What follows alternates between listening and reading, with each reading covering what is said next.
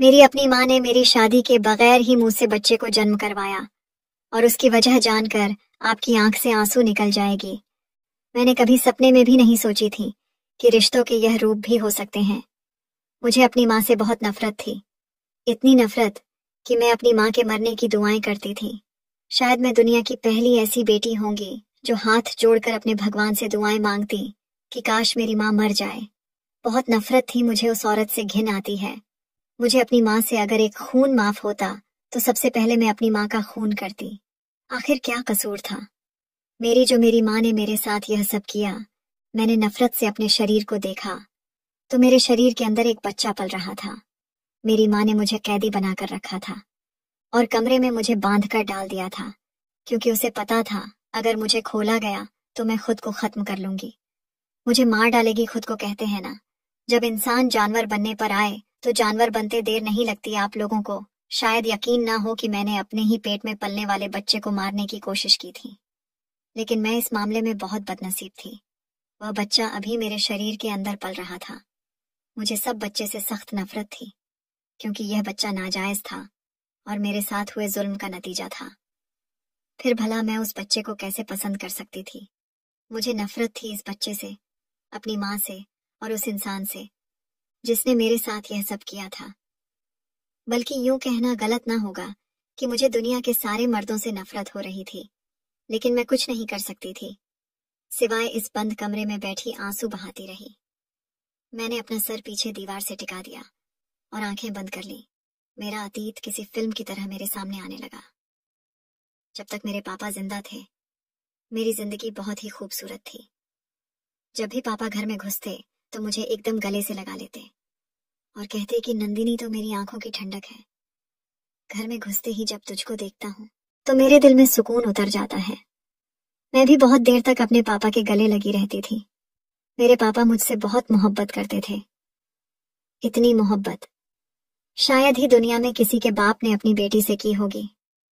मैं अपने पापा की शहजादी थी, यह कहना गलत ना होगा। उनका बस नहीं चलता था कि जहां कदम रखो तो मेरे कदमों के नीचे अपने हाथ बिछा दें। एक बार मुझे याद है, जब मैं 9-10 साल की थी तब मुझे बुखार आ गया था। पापा पूरी रात जागते रहे थे।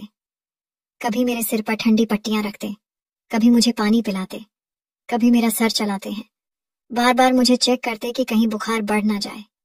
मेरे पापा मेरे लिए पूरी दुनिया थे। जब तक वह जिंदा रहे मुझे कोई भी आंच नहीं आने दी। मैं शहजादियों की तरह ऑर्डर करती थी, लेकिन मेरी माँ का रवैया अच्छा नहीं था, ना ही मेरे प्रति और ना ही मेरे पापा के प्रति। वह हम दोनों से हमेशा ही उखड़ी हुई रहती और शायद इसकी वजह यह थी कि मेरी माँ बहुत ही सुंदर औरत थी और मेरे पापा मामूली शक्ल सूरत के इंसान थे। मैंने कभी भी अपनी माँ को अपने पापा की सेवा करते हुए नहीं देखा था। वह हमेशा खुद को सजाती सवरती रहती, उन्हें घर के कामों का ना पापा का और ना मेरी फिक्र करती। शाम को पता नहीं मेरी माँ कहाँ चली जाती थी। उस समय मेरे पापा अपने काम पर होते थे। मेरी माँ मुझे घर में बंद करती और कहीं चली जाती थी। मैं अपनी माँ से सवाल भी करती हूँ कि वह कहाँ जाती है, लेकिन वह मुझे कुछ ना बताती। धीरे धीरे मैंने उनसे पूछना ही छोड़ दिया। जैसे जैसे मैं बड़ी होती गई अपने पापा के सारे काम अपने हाथों से करने लगी। अक्सर ही मम्मी पापा के कमरे से लड़ाई की आवाज आया करती थी, जो बाहर तक मुझे सुनाई देती थी। मम्मी जोर जोर से चीखते हुए कहती थी कि अपनी शक्ल देखी है, तुम जैसे इंसान को तो मैं अपने पास भी ना भटकने दूं, फिर तुम्हें पति का दर्जा कैसे दे सकती हूँ। अपने पापा के लिए अपनी माँ के मुंह से ऐसी बातें सुन सुनकर मेरे दिल में अपने माँ के लिए नफरत बढ़ती गई और अपने पापा के लिए मोहब्बत बढ़ती जाती थी। मेरी पूरी दुनिया मेरे पापा ही थे और मैं उनके लिए किसी के मुंह से बुरा कैसे सुन सकती थी। हालांकि सुंदरता मैंने अपनी माँ की चुराई थी, लेकिन दिल मेरे पापा के जैसा था। मैं अपनी माँ की तरह घमंडी नहीं थी। मेरे पापा ने भी मेरी माँ को उसके अपने हाल पर छोड़ दिया था और अब मुझ पर ही ध्यान देने लगे थे। मेरा हर तरह से ख्याल रखते कि कहीं मुझे कोई तकलीफ ना हो। मैं 17 साल की थी कि एक हादसे में मेरे पापा को मुझसे छीन लिया। भगवान ने मुझसे मेरे पापा को क्या जीना, मेरे तो जीने का हक ही छीन लिया। एक रोड एक्सीडेंट में पापा की मौत हो गई। सुबह जाते वक्त मुझे कितना प्यार करके गए थे, लेकिन जब आए थे तो एकदम खामोश थे। आज न मुझे गले से लगाया, न प्यार किया। मैं दहाड़े मार मार कर रो रही थी। मेरी तो पूरी दुनिया ही उजड़ गई थी, लेकिन मेरी माँ की आंख से एक आंसू नहीं गिरा। ना ही उसने मुझे तसल्ली के दो बोल बोले, बल्कि वह तो अंदर ही अंदर खुश हो रही होंगी कि चलो जान छूटी। धीरे धीरे करके सारे मेहमान चले गए, लेकिन मैं पूरी रात आंगन में ही बैठी रही, जहां से पापा की अर्थी उठी थी। मेरी मम्मी ने ना ही मुझे प्यार से गले लगाया, ना ही मुझे तसल्ली दी। मैं मानती हूँ कि मेरे पापा मामूली शक्ल सूरत के आदमी थे, लेकिन वह दिल के बहुत अच्छे थे और मेरी मम्मी से बहुत मोहब्बत भी करते थे, क्योंकि उन्होंने जब भी मम्मी से कोई बात की तो बहुत ही इज्जत के साथ बात की थी। कभी भी कोई बदतमीजी नहीं करते थे। मेरी माँ की इतनी नफरत के बावजूद भी वह हमेशा उसके साथ नरमी से पेश आते थे। मेरे बाप के मरने का मेरी माँ पर कोई असर नहीं था और मैं थी कि सदमे से निढाल थी। मेरी तो पूरी दुनिया ही उलट पुलट हो गई थी, लेकिन मेरी मम्मी के शकल पर कोई भी फर्क नहीं पड़ा था। अगले दिन पहले की तरह ही शाम को अच्छे से सज संवर कर बाहर निकल गई थी। मैं हैरान थी कि भला कोई औरत है, इतना ही पत्थर दिल कैसे हो सकती है। अभी तो उसके पति को मरे एक दिन भी नहीं हुआ था। जब तक मेरे पापा जिंदा थी, मुझे अपने माँ के आने जाने की कोई परवाह नहीं थी, क्योंकि मेरे पापा शाम को जल्दी घर आ जाया करते थे। लेकिन आज मुझे माँ का इंतजार था, क्योंकि बहुत रात हो चुकी थी। अंधेरे में डूबे घर के वालों से मुझे दहशत हो रही थी। मुझे बहुत ज्यादा डर लग रहा था। धीरे धीरे मैं इतना ज्यादा डर गई कि भागकर पापा के कमरे में आ गई और पापा की तस्वीर को सीने से लगाकर बैठ गई। रोते हुए मैं पापा को याद करने लगी। बहुत देर बाद मुझे दरवाजे पर किसी की आहट महसूस हुई। कोई धीरे धीरे चलता हुआ मेरे गेट के पास आया और तभी दरवाजा खुला। वह माँ थी। माँ को देखते ही मैं एकदम अपनी माँ से लिपट गई थी और रोते हुए बोली, मम्मी, आप कहाँ चली गई थी? मुझे बहुत डर लग रहा था। प्लीज मुझे ऐसे अकेले छोड़कर मत जाया करें। लेकिन मेरी माँ ने मुझे झटक कर खुद से दूर कर दिया और बोली कि अब इस सब की आदत डालो। अब मैं रोज इसी समय घर वापस आया करूंगी। मेरे दिल में अपनी माँ के लिए नफरत तो पहले ही थी, लेकिन आज ये नफरत और भी ज्यादा बढ़ गई। आखिर मेरी माँ का रवैया मेरे साथ ऐसा क्यों था? वह मुझसे इतनी नफरत क्यों करती थी? मैं आज तक समझ नहीं पाई। उन्होंने मेरे ऊपर एक गुस्से की निगाह डाली और कमरे से चली गई। उन्हें यह भी परवाह नहीं थी कि उनकी बेटी सुबह से भूखी प्यासी है। उसने सुबह से कुछ खाया पिया नहीं है। मैं अब 17 साल की थी, कई इतनी छोटी बच्ची नहीं कि कुछ समझती नहीं थी। मेरे पापा को मरे अभी कुछ ही समय हुआ था और मेरी माँ ने न जाने किससे फोन पर हंस हंस कर बातें करना शुरू कर दी थी। उनकी बातों से मैंने अंदाजा लगा लिया था कि वह किसी मर्द से बातें करती हैं। मेरी माँ को कोई परवाह नहीं थी कि घर में एक जवान होती बेटी है, उस पर क्या असर पड़ेगा। हरित का एक झटका तो मुझे उसमें लगा जब मेरी माँ एक गैर मर्द के साथ अंदर कमरे में चली गई। उस दिन मैं अपने कमरे में बंद होकर बहुत रोई थी। अपने पापा को बहुत याद किया था। मैंने काश पापा आप मुझे भी अपने साथ ले जाते। वजह से गंदगी से भरी दुनिया में नहीं जीना। लेकिन शायद मैं इस बात से बेखबर थी कि इससे भी ज्यादा गंदगी मेरा नसीब बनने वाली है। उस दिन शाम को मैंने पहली बार अपनी माँ से गुस्से में चीख कर बात की थी। मैंने कहा, आप ये सब ऐसा कैसे कर सकती हैं? आपको शर्म नहीं आती? कम से कम अपनी बेटी का ही ख्याल रखें। ये सब करते हुए आपको अपने मरे हुए पति का भी ख्याल नहीं आता। क्यों करती हैं आप यह सब? मेरे इतना पूछने पर मेरी माँ ने मुस्कुराते हुए कहा, अपने काम से काम रखो। बेकार में मेरी जिंदगी में अपनी टांग मत अड़ाओ। अपने काम से काम रखोगी तो खुश रहोगी, नहीं तो तुम्हारा जीना भी दुश्वार कर दूंगी। तुम मेरे मरे हुए पति की बेटी हो, उससे अधिक मेरा तुमसे कोई संबंध नहीं है। माँ के मुंह से ये शब्द सुनकर मेरा पूरा शरीर कांप गया। वह मेरी सगी माँ थी, फिर अपनी सगी बेटी से इतनी नफरत कैसे कर सकती थी? वह देर रात तक बाहर रहती थी, लेकिन फिर दिन मम्मी ऐसे ही तैयार होकर घर से निकली। रात को जब घर वापस आए तो यह देखकर मेरे पैरों के नीचे से जमीन निकल गई। जब आधी रात को दरवाजे पर दस्तक हुई, मम्मी दरवाजा खोलने के लिए गई तो बिल्कुल नई नवेली दुल्हनों की तरह मेरी माँ तैयार हुई थी। उन्होंने जब दरवाजा खोला तो एक गैर मर्द घर के अंदर दाखिल हुआ। इसे देखकर मुझ पर पहाड़ टूट पड़ा था। एक अनजान व्यक्ति था जो मेरी माँ को पकड़कर कहीं ले जा रहा था। काश मैं यह सब देखने से पहले ही मर जाती। मैं अब इतनी छोटी बच्ची नहीं थी कि इन बातों को समझ नहीं पाती। मेरी माँ एक बदकिरदार औरत है, यह तो मुझे पहले ही पता था, लेकिन रोज रोज नए नए आदमियों को बदलने लगी थी। मेरी माँ वह इस हद तक गिर जाएगी, मैं सोच भी नहीं सकती थी। अनजान व्यक्ति सुबह माँ के कमरे से निकला और चला गया। पूरी रात मुझे नींद नहीं आई थी। जी चाहता अपनी माँ से सवाल करूं, लेकिन मुझे पता था इसका कोई फायदा नहीं होने वाला। एक बार पहले भी सवाल कर चुकी थी, कोई जवाब नहीं मिला था। उल्टा धमकियां और मिली थी। यह सिलसिला रुका नहीं था, लगातार जारी था। ना जाने कितनी बड़ी बड़ी और इज्जतदार हस्तियां रात के अंधेरे में चेहरा छुपाकर मेरी माँ के घर आया करते थे, और मैं सिसक सिसक कर अपने बाप की तस्वीर अपने सीने से लगाकर रोती रहती थी। मुझे लगा था कि मेरी माँ में इतनी देर तो गैर मौजूद है कि वह सब कुछ मुझसे दूर रखेंगे, मगर यह मेरी गलतफहमी थी। उस वक्त मेरी उम्र 18 साल थी जब मेरी माँ ने मेरे साथ एक घिनौना खेल खेला। माँ ने आज बाहर से खाना नहीं मंगवाया था, बल्कि अपने और मेरे लिए घर पर ही खाना बनाया था। जैसे ही मैंने वह खाना खाया तो मुझे चक्कर आने लगे, मेरा सर चकराने लगा। मैं अपनी माँ को बुलाने लगी, मगर मेरे पैरों के नीचे से जमीन तो तब निकली जब मैंने अपनी माँ का चेहरा देखा, जहां अजीब सी शैतानी मुस्कुराहट थी। माँ के चेहरे पर मुस्कुराहट देखकर मैं पागलों की तरह चिल्लाने लगी और चीजों का सहारा लेकर उस घर से भागने का रास्ता ढूंढने लगी, मगर मेरा सर बुरी तरह चकरा रहा था। कुछ ही देर बाद मैं बिल्कुल एक जिंदा लाश बनकर रह चुकी थी। मुझे सब दिखाई दे रहा था, सब महसूस कर रही थी, मगर हरकत नहीं कर पा रही थी। मेरी माँ ने मुझे बिस्तर पर गिरा दिया और मेरे सामने बैठकर बोली, दरअसल आज मेरा बदला पूरा होगा और मेरी नफरत को सुकून मिलेगा। मैं इतनी मजबूर और बेबस थी कि अपनी पलकें भी नहीं झपका सकती थी। न जाने कैसी दवा उस खाने में मिलाई गई थी। कुछ ही देर बाद कमरे में एक व्यक्ति दाखिल हुआ। उसकी उम्र 35 साल के लगभग थी। देखने में तो वह शरीफ लगता था, मगर उसकी असलियत क्या थी वो रात गुजरने के बाद मैं जान गई थी।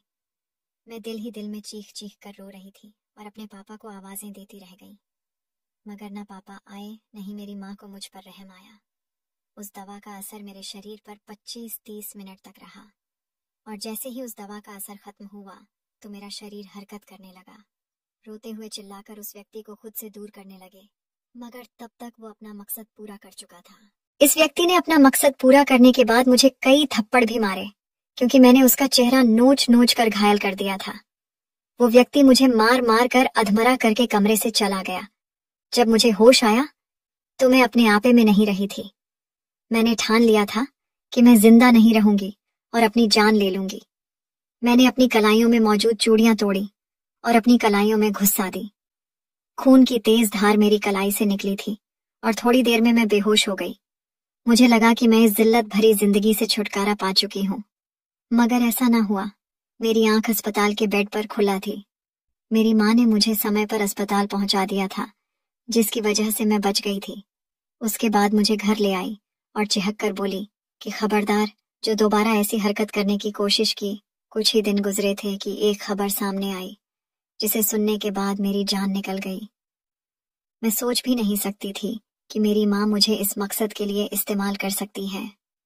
मैं उस दरिंदगी के बाद प्रेग्नेंट हो चुकी थी। मेरी कोख में एक नाजायज बच्चा पल रहा था। जब यह खबर मेरी माँ ने सुनाई तो मैं बेहोश होकर गिर गई। होश आया तो मैं खुद को मारने लगी थी। मुझे खुद से और मेरे पेट में पलने वाले बच्चे से घिन आ रही थी। मेरी माँ समझ गई कि या तो मैं खुद को मार लूंगी या इस बच्चे को मार दूंगी। तभी उन्होंने मेरा हाथ पकड़ा, मेरे मुंह पर एक थप्पड़ मारा और कहा, खबरदार, जो इस बच्चे को कोई नुकसान पहुंचाया तो शुक्र करो, अभी घर के अंदर मौजूद हो। अगर मेरी बात नहीं मानी तो उससे भी बुरा अंजाम करूंगी। अभी तो सिर्फ एक रात के लिए ही यह कयामत तुम पर गुजरी थी। अगर मेरी बात नहीं मानोगे तो हर रात यह कयामत तुम पर गुजरेगी। माँ की बात सुनकर मैं सहम गई थी और चुपचाप आंसू बहाते हुए कमरे में बैठ गई। मैंने सोचा मैं घर से भाग जाऊंगी और इस बच्चे को जन्म नहीं दूंगी और ना ही यह गंदगी भरी जिंदगी जीऊंगी, लेकिन मेरी माँ ने मेरी इस कोशिश को भी नाकाम कर दिया। मेरे इरादों को भांपते हुए उन्होंने मुझे कमरे में बंद कर दिया और कहा, पूरे 9 महीने तक तुम इस कमरे में बंद रहोगी, जब तक कि ये बच्चा दुनिया में नहीं आ जाता। अतीत में खोए हुए मेरी गर्दन अकड़ चुकी थी और मुझे कुछ होश नहीं था। कितना कड़वाहट से भरा था। मेरा अतीत मेरी आंखों से आंसू बहकर मेरे चेहरे को भिगो चुके थे। मैंने बेदर्दी से अपना चेहरा साफ किया। मैं अपने अतीत में तब तक ही खुश रही थी जब तक मेरे पापा जिंदा थे। मैं उठकर बेड पर बैठ गई। तभी दरवाजा खुला और मेरी माँ खाना लेकर कमरे में दाखिल हुई। उसके साथ वो व्यक्ति भी था जिसने पहली बार मेरे साथ दरिंदगी की थी। उस व्यक्ति को देखकर मेरी आंखों में दर्द और गुस्सा उभर आया। मैं गुस्से से चुपके से उस इंसान की तरफ बढ़ी थी, लेकिन इससे पहले ही मेरी माँ बीच में आ गई और मुझे बेड पर धक्का दे दिया। मेरे सामने कुछ फल रखकर बोली, ये सब साहब तेरे लिए लाए हैं ताकि उनका बच्चा अच्छा सेहतमंद पैदा हो। वह इंसान ज्यादा देर तक नहीं रुका। मेरी माँ को RS1 पेन पिलाक देकर वहां से चला गया। मेरी माँ पैसे देखकर खुश हो गई। वो ये सब कुछ पैसे के लिए ही तो कर रही थी। पहले खुद दूसरों का मन बहलाकर पैसा कमाती थी, क्योंकि मेरे पापा की आमदनी कम थी और पैसों के लिए मेरी माँ मेरे साथ भी ये सब कुछ कर रही थी। मेरी कोख में पलने वाले बच्चे का बाप मेरी माँ को मुंहबोली कीमत देने के लिए तैयार था। वो आदमी शादीशुदा था, लेकिन कोई बच्चा नहीं था। इस बच्चे के बदले मेरी माँ उस आदमी से लाखों रुपए लेने वाली थी। सबने मुझे अपने मतलब के लिए इस्तेमाल किया था। मेरी आंखों में आंसू आ गए। कुछ महीनों के बाद मैंने एक बच्चे को जन्म दिया। मेरी माँ तो खुशी से फूली नहीं समा रही थी। मेरी माँ ने वो बच्चा उठाकर उस आदमी को दे दिया। उस आदमी ने लाखों रुपए माँ की गोद में डाल दिए। मैंने कितनी दुआएं मांगी थी कि हे भगवान, मुझे मौत आ जाए, मेरी सांसें रुक जाए, लेकिन ऐसा कुछ भी नहीं हुआ। मेरी सांसें अब भी चल रही थी। मेरा दिल खून के आंसू रो रहा था। मुझे अपनी माँ से बहुत ज्यादा नफरत महसूस हो रही थी। मैंने उनके हाथ से दवा लेकर दूर फेंक दी जो वो मुझे खिलाने लाई थी। रोते हुए अपनी माँ से बोली, मैंने आपका क्या बिगाड़ा है जो आप मेरे साथ ये सब कुछ कर रही हैं? आखिर मैं तो आपकी सगी इकलौती बेटी हूँ। क्या आपको मेरे ऊपर जरा भी दया नहीं आती? मेरी बात सुनकर मेरी माँ जोर से हंसी थी। कहने लगी, इकलौती बेटी, सगी बेटी, क्या होता है यह? तुम मेरी सगी बेटी नहीं हो। कान खोलकर सुन लो जवानी में। मैं बहुत ही सुंदर हुआ करती थी। न जाने कितने लड़कों से मेरी दोस्ती थी और ये दोस्ती सारी हदें पार कर जाती थी। मैं अपनी जिंदगी को खुलकर अपने तरीके से जीना चाहती थी और मैं अपनी जिंदगी को खुलकर जी भी रही थी। जब मेरे बाप को मेरे करतूत पता चले तो मेरे बाप ने मेरी शादी तुम्हारे बाप से कर दी। वह बहुत ही गरीब और बहुत ही मामूली शक्ल सूरत का इंसान था। ऊपर से वह एक बच्ची का बाप भी था। मैंने ना तुम्हारे बाप को कभी अपना पति माना और ना तुम्हें अपनी बेटी माना। मैंने तुम्हारे बाप से कहा कि मुझे छोड़ दो, मुझे तलाक दे दो, लेकिन उसने मेरी एक ना सुनी और अब इस बात की सजा तुम भुगतोगी। तुम्हारे बाप का बदला मैं तुमसे लूंगी। तुम्हें जिंदगी में कभी भी खुश नहीं रहने दूंगी। अपनी माँ के मुंह से सच सुनकर मैं तो कपकाई थी।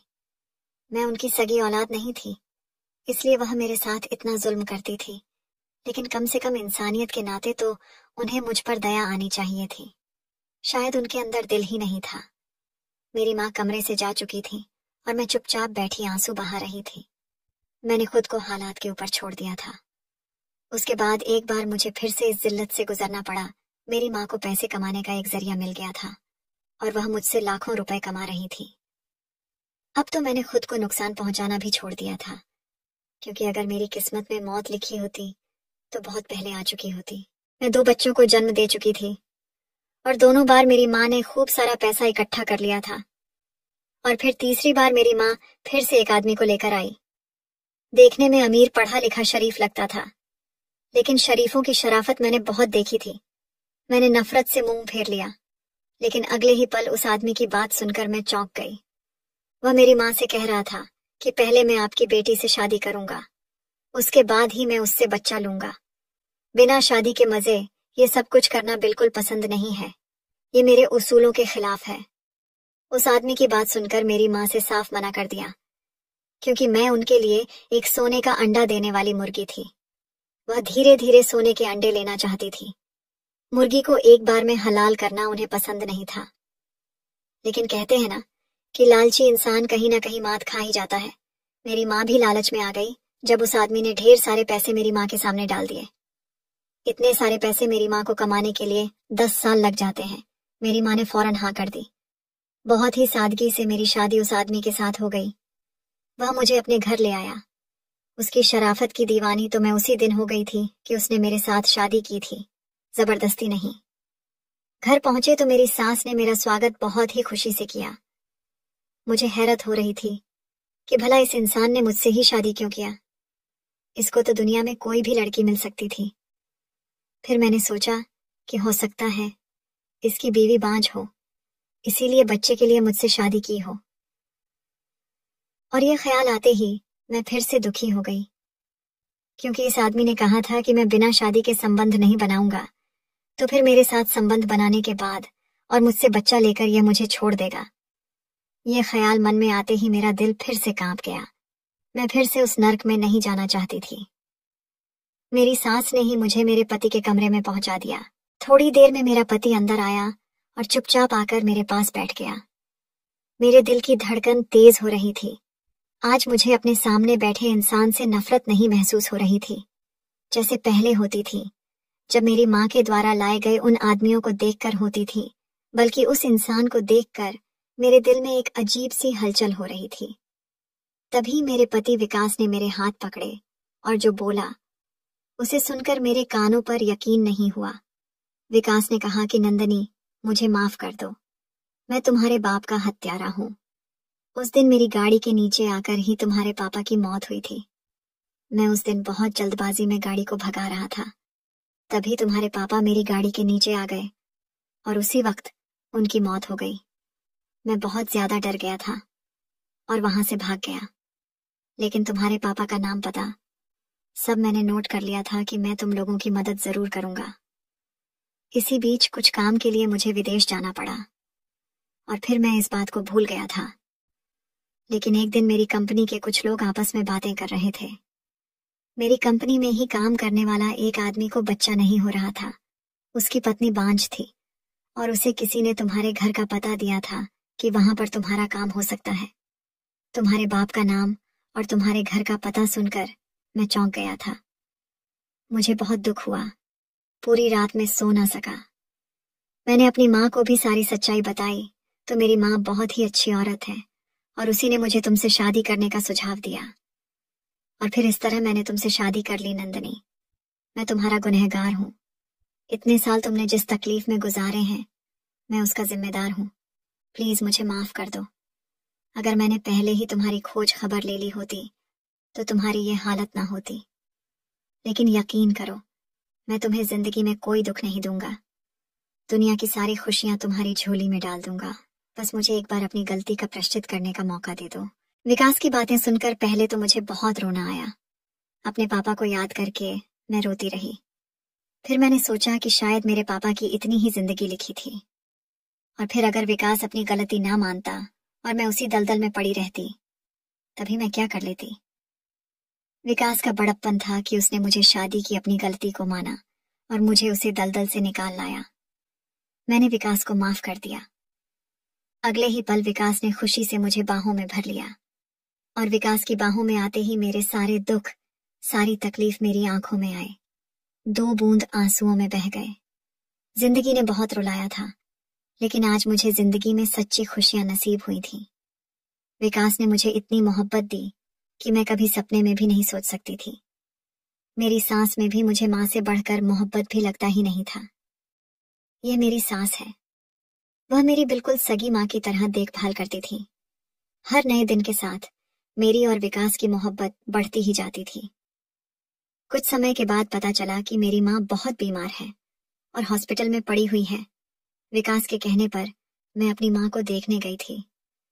मुझे देखते ही वह रोने लगी। मेरी माँ को एड्स हो गया था। वह जिंदगी के आखिरी दिन काट रही थी। अस्पताल में बेसहारा पड़ी हुई थी। मेरी माँ ने मुझसे हाथ जोड़कर माफी मांगी थी। अपनी माँ की हालत को देखते हुए मैंने उन्हें माफ तो कर दिया था, लेकिन उस दिन के बाद में फिर दोबारा उन्हें देखने नहीं गई। जब भी अपनी माँ के चेहरा देखती हूँ तो मुझे अपनी जिल्लत भरे दिन याद आने लगते हैं। एक दिन मेरी माँ के मरने की खबर आई। माँ के मरने की खबर सुनकर मैंने अपने घर के नौकरों से बाहर ही उनका अंतिम संस्कार करवा दिया। मरने पर भी मैंने उस औरत का चेहरा नहीं देखा जिसने मुझे इतना तड़पाया था।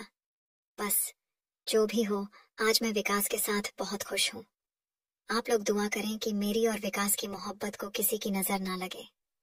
दोस्तों, अगर आपको ये वीडियो पसंद आया हो तो वीडियो को लाइक और चैनल को सब्सक्राइब करें। धन्यवाद दोस्तों।